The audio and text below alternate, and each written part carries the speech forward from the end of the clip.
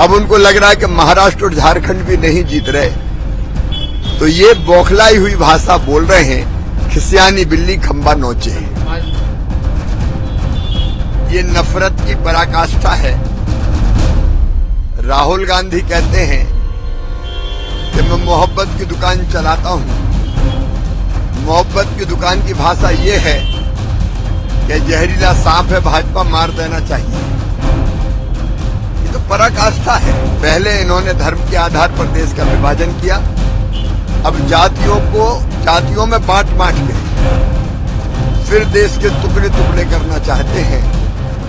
कांग्रेस के राष्ट्रीय अर्जुन खड़गे ने जागी रही भावना जैसी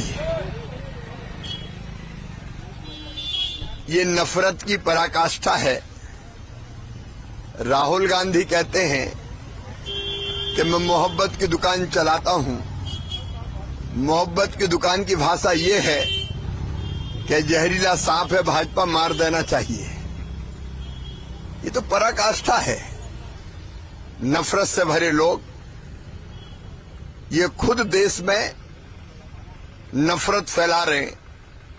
पहले इन्होंने धर्म के आधार पर देश का विभाजन किया, अब जातियों में बांट के फिर देश के टुकड़े टुकड़े करना चाहते हैं।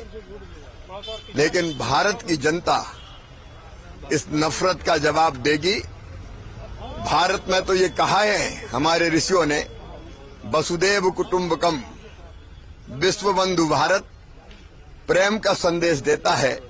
लेकिन नफरत से भरी कांग्रेस बार बार तोड़ने का काम करती है और ये पराजय की मानसिकता है। हरियाणा में कांग्रेस की हवा निकल गई, सोचते होंगे कि हरियाणा में जीतेंगे। अब उनको लग रहा है कि महाराष्ट्र और झारखंड भी नहीं जीत रहे, तो ये बौखलाई हुई भाषा बोल रहे हैं, खिसियानी बिल्ली खंबा नोचे। आज चुनाव कैंपेन का आखिरी दिन संथाल परगना एक बड़ा भारतीय जनता पार्टी पहले चरण में 2/3 सीटें जीत रही है, दूसरे चरण में भी शानदार सफलता प्राप्त करेंगे। ये मोहब्बत की दुकान है या ये नफरत के भाईजान है जिनकी जुबान में केवल नफरत का सामान है। खड़गे जी ने गेरुआ और भगवे रंग को लेकर कहा कि सन्यासी राजनीति में ना आए। खड़गे जी के बेटे ने कहा सनातन बीमारी है। खड़गे जी ने योगी जी को आतंकी कहा और अब खड़गे जी एक पार्टी जो दुनिया की सबसे बड़ी लोकतांत्रिक पार्टी है, जिसके प्रधानमंत्री तीसरी बार जनता के द्वारा चुने गए हैं, मतलब एक प्रकार से जनता को उन्होंने जहरीला सांप कहा है जिसे मार देना चाहिए। इससे पहले जनता को राक्षस कहने का भी काम रणदीप सुरजेवाला ने किया। मतलब पहले ईवीएम इलेक्शन कमीशन को दोष दो और अब चुनाव हार रहे हैं तो जनता को ही गाली बकने लग जाओ। ये हमें नहीं, ये जनता को गाली दे रहे। और वैसे तो संवैधानिक पदों का अपमान यही कांग्रेस की पहचान। अभी राहुल गांधी ने प्रधानमंत्री जी के बारे में जो बोला, उसके अलावा हिटलर की मौत मरेगा, कब्र खुदेगी, उनकी ओबीसी जाति को लेकर गालियां, उनके परिवार पृष्ठभूमि, गरीब होने को लेकर गालियां, चाय वाला होने को लेकर गालियां, तो गालियों की बौछार है, यही कांग्रेस की पहचान है। और आज जिस प्रकार से जो शब्दावली खड़गे जी ने इस्तेमाल किया है, ये क्या संवैधानिक शब्दावली है, क्या ये मोहब्बत की दुकान है, इन्हें बताना चाहिए। इसके अलावा सवाल ये है कि रेवंत रेड्डी कह रहे हैं कि महाराष्ट्र में अगर सरकार बनती है तो मुस्लिम रिजर्वेशन पर जो है गौर किया जाएगा। देखिए, अब तो पूरा एजेंडा MVA का, महा वोट बैंक अघाड़ी का सामने खुलकर आ चुका है।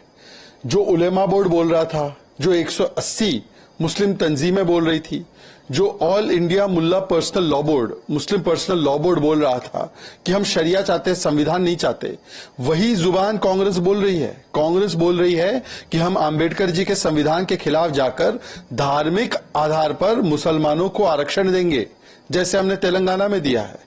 रेवंत रेड्डी, कान खोल के सुन लो, जब तक हमारी सरकार है, जब तक भारतीय जनता पार्टी है, तुम मुसलमानों को धार्मिक आधार पर आरक्षण दे नहीं पाओगे। कांग्रेस पार्टी गांठ बांध कर सुन ले, आंबेडकर जी के खिलाफ जाकर ये आरक्षण नहीं दिया जा सकता। पर सवाल ये पैदा होता है कि ये संविधान की बड़ी बात करने वाला राहुल गांधी, ये क्या आरक्षण मुसलमानों को धार्मिक आधार पर देना, ये क्या आंबेडकर जी ने इसके लिए परमिशन दी थी क्या संविधान में? और आप दोगे तो किसके कोटे से काट कर दोगे? ओबीसी समाज के, SC ST समाज के, यही कांग्रेस की मंशा है। कांग्रेस ने जामिया एएमयू में भी SC/ST का आरक्षण काटकर मुसलमानों को दिया, कर्नाटका में भी यही किया। यूपीए की सरकार थी तभी रंगनाथ मिश्रा कमीशन रिपोर्ट में SC/ST OBC का आरक्षण काटकर मुसलमानों को देने की बात की। ये वही कांग्रेस पार्टी है जो जम्मू कश्मीर में वाल्मीकि समाज को आरक्षण मिलता है पहली बार 70 वर्षों में, तो वहां पर 370 की पैरवी करने वाला रेजोल्यूशन लाती है। इसीलिए कांग्रेस से बड़ी कोई SC/ST आदिवासी और आरक्षण विरोधी, आंबेडकर विरोधी पार्टी नहीं है। और इसका प्रमाण यही है कि अब वो वोट बैंक के चलते AIM-PLB की मांग को मानते हुए धार्मिक आधार पर मुसलमानों को आरक्षण देना चाहते हैं। ये होने नहीं दिया जाएगा। और आज से लागू हो गया है, क्या कहेंगे? दिल्ली वासियों को शुभकामनाएं। दिन प्रतिदिन दिल्ली जो है वायु प्रदूषण पर नए नए रिकॉर्ड स्थापित कर रही है। अब तो दुनिया की सबसे ज्यादा प्रदूषित शहर का तगमा दिल्ली को मिला है और इसमें आम आदमी पार्टी और अरविंद केजरीवाल की बहुत मेहनत लगी है। पिछले 10 वर्षों से प्रदूषण को लेकर कुछ ना करना केवल कोरी राजनीति। पहले पंजाब की पराली को दोष देते थे, अब पंजाब में सत्ता आ गई तो पराली पर मौन हो चुके हैं। वो बायोडिकम्पोजर लेकर घूमते थे, वो बोलते नहीं है उसके बारे में।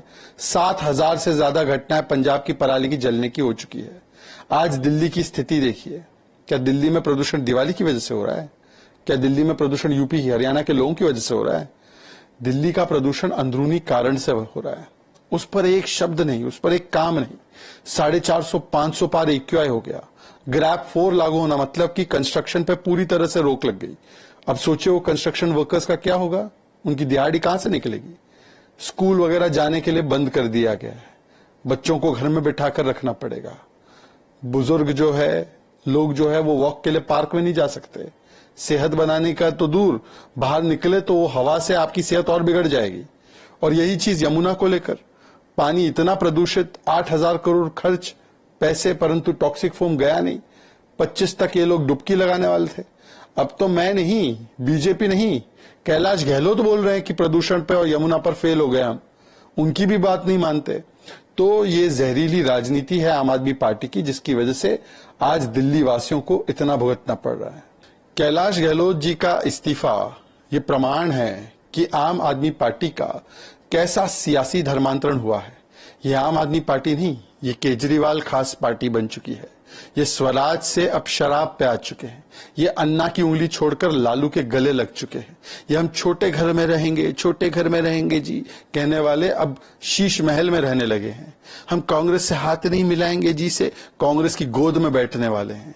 अब बताइए कि कैलाश गहलोत इस्तीफा देते हैं तो ये संजय सिंह और मंडली बोलती है कॉन्स्पिरेसी है, ईडी का दबाव है, सीबीआई का दबाव है।